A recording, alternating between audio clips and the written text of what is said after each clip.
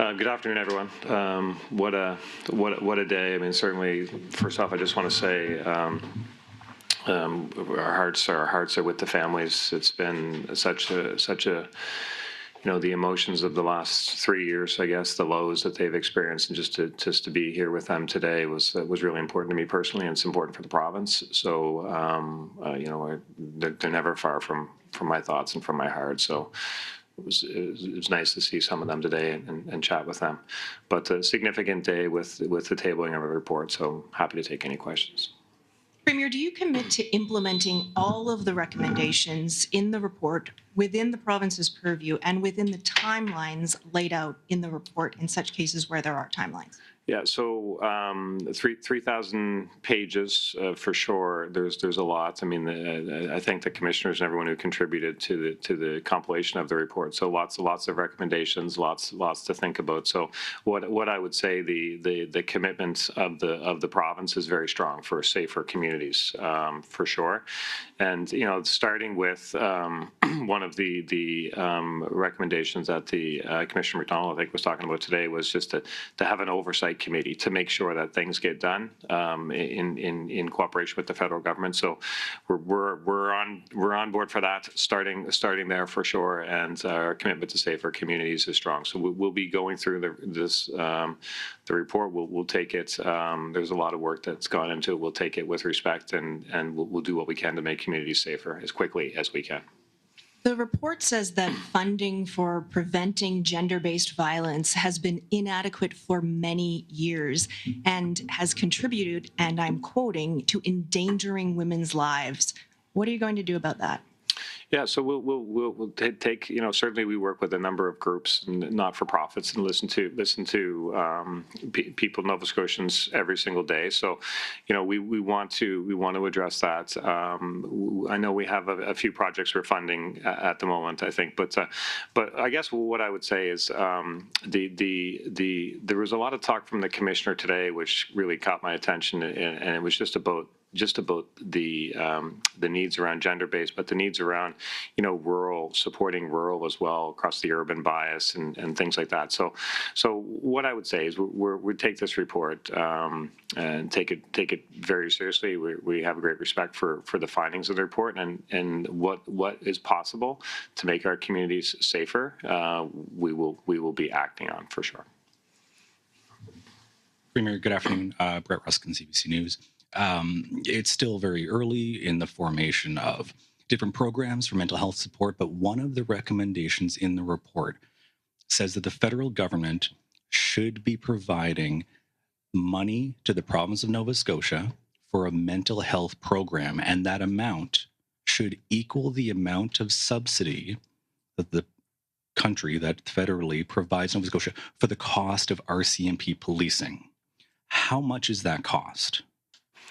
I mean, look, we'll go through. There's a number of recommendations in the report, specifically around funding, specifically around cooperation with the federal government. I did have a chance, to speak to the federal ministers and also the Prime Minister, and assure them that we're in Nova Scotia. We're committed to safer communities. We're committed to acting on the recommendations, and I believe they are as well. So all of these things. There's a financial cost to them.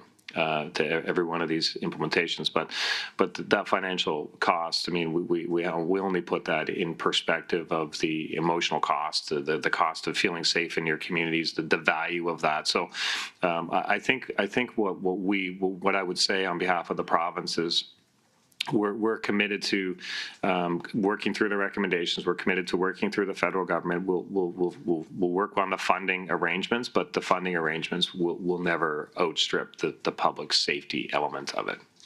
One other question falling kind of directly into the provincial mandate, and one of the earliest deadlines is a May 1st deadline for a mental health support network for those counties, for those communities affected, Colchester, Cumberland counties, by May 1st. Is that something that the province will provide, can provide?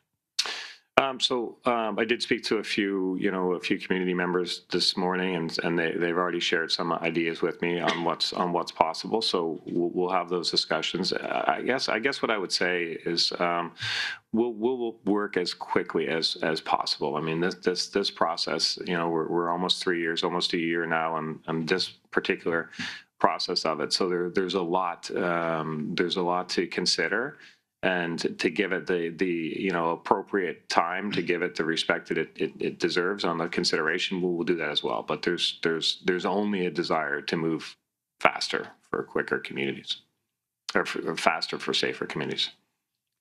Premier, you expressed some criticism about the process involved in the inquiry in the early going. Are you satisfied now that things have gone the way they should, and that we have a good report here? Yeah, so I was always very focused and remain focused to this moment, and even in going forward from here on respecting the families, respecting their concerns, the need to get the answers that if we can get answers, we should get them. That's always been the guiding thing. So in the early days, as the inquiry was being started and stood up and stuff, I had some strong thoughts on some of the process around cross-examination and some of these types of aspects of it. So I think right now we have a report. We have a comprehensive report. I was encouraged by the words of the commissioners today. I accept their challenge to implement it. So we'll work through that report, and we'll do what we can. So I guess I have great respect for the amount of effort that's gone into this. And over the next days and weeks, we'll certainly be working with the families to get their thoughts, and make sure that we're keeping them center of our thoughts as well. Last question, please. We have to do a swap after this. Thank you. Okay, Premier, this report is very critical of the RCMP. How do you see the role of the RCMP in Nova Scotia right now? I think the whole question about policing, the whole question about rural policing is centered to this discussion. So we'll work through the recommendations. Our only objective is to make sure that people are safe in our communities. So how we're policed, how law enforcement personnel are trained, those are big discussions to have, and we're anxious to have those discussions. So, thanks so much, everyone.